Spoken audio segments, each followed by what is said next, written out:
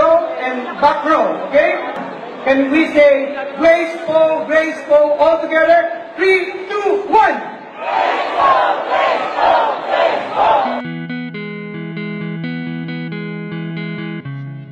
Nagprotesta naman ang mga taga-suporta ni Presidential Aspirant Grace Poe. Hindi raw kasi sila nabigyan ng ipinangakong insentibo. Mula sa campaign rally, diretso sa protesta sa Igorot Park ang higit 1,000 taga-suporta ni Presidential Candidate Senator Grace Poe.